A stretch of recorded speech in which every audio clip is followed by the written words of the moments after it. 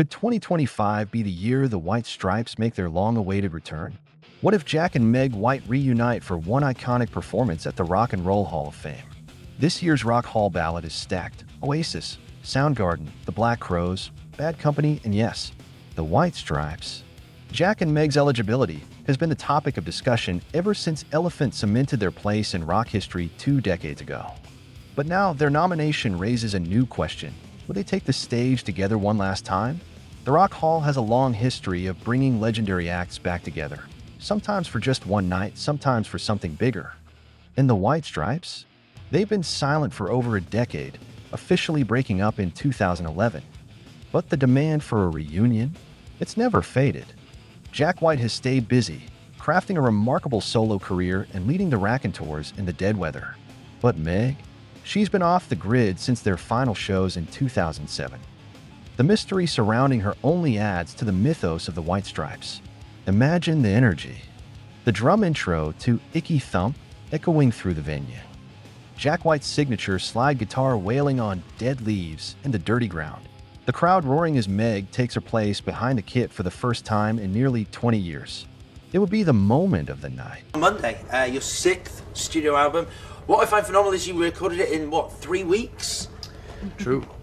How do you do that? I mean, what is that, just immense preparation, or just knowing that once it's there, it's right and you don't want to go back to it? We have to work quickly, otherwise we overthink ourselves too much, so, yeah. Now, Icky Thump is an interesting name. I did my verbal research on this, and Icky Thump is a phrase from Lancashire. Is there a connection? Well, my wife's from Oldham, and she would say icky thump around the house a little bit. I thought she was saying icky thump with an I, and I liked it better with an I anyways.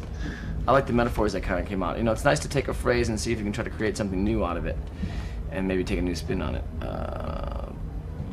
And I think we got something there. I think it means a lot of different things. You know. Now, you played here last year, Jack, with the Raconteurs. Is it a very different experience? I imagine it would be, being on there with a whole band. The stage dynamic is so different. You know, we have set lists in the Raconteurs, and we expound on them, but we don't have a set list in the White Stripes.